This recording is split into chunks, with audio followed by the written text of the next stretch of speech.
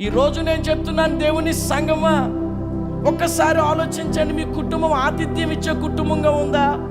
నీ కుటుంబానికి ఎవరైనా, నీ ఇంటికి ఎవరైనా వస్తే వాళ్ళకి నువ్వు తిరిగి ఆతిథ్యం ఇవ్వగలుగుతున్నావా? ఆతిథ్యం ఇస్తున్నావా?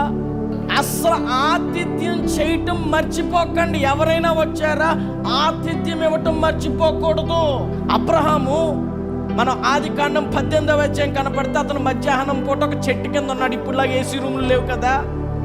ఆ చెట్టు కింద కూర్చున్నప్పుడు ఒక 3 మనుషులు వచ్చారంట. చాలా క్లియర్గా బైబిల్లో 3 మనుషులు.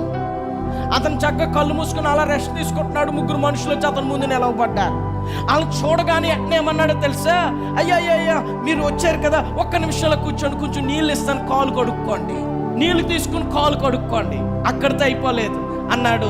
మీరు ఇందుకోసం వచ్చారు కదా నా ఇంటికి, నేను ఆతిథ్యం ఇస్తాను, ఆతిథ్యం స్వీకరించండి అని చెప్పి వాళ్ళ భార్యతో అన్నాడు. చక్కగా పిండి పిసుకు.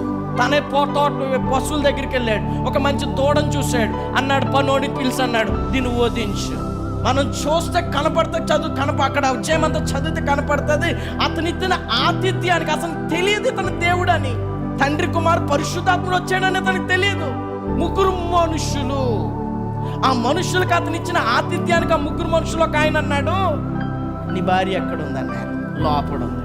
నేను మళ్ళీ వచ్చే టైంకి, వచ్చే సంవత్సరం ఇదే టయానికి నీకు కుమారుడు కూడా అనుగ్రహించబడతాడని చెప్పేశాడు ఆయన.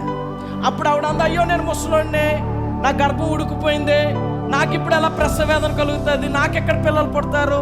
నువ్వు నమ్మట్లేదా? చూస్తాను. అప్పుడు వరకు అబ్రహాముకి ఆ వచ్చిన 3 మనుషులు దేవుడు అనే విషయమే తెలియదు అతనికి. ఎవరో 3 మనుషులు వచ్చారు, తన ముందు నిలవబడ్డారు. అబ్రహాం చేసిన పని ఏంటి? ఆతిథ్యం ఇచ్చాడు. ఆ ఆతిథ్యం ఇవ్వటం వలన అతను ఇచ్చిన హాస్పిటాలిటీ, ఆ ఆతిథ్యాన్ని బట్టి దేవుడు గొడ్డి గర్భాన్ని కనే గర్భంగా మార్చేసాడు. ఆతిథ్యం అలాంటి ఆశీర్వాదం ఉందండి.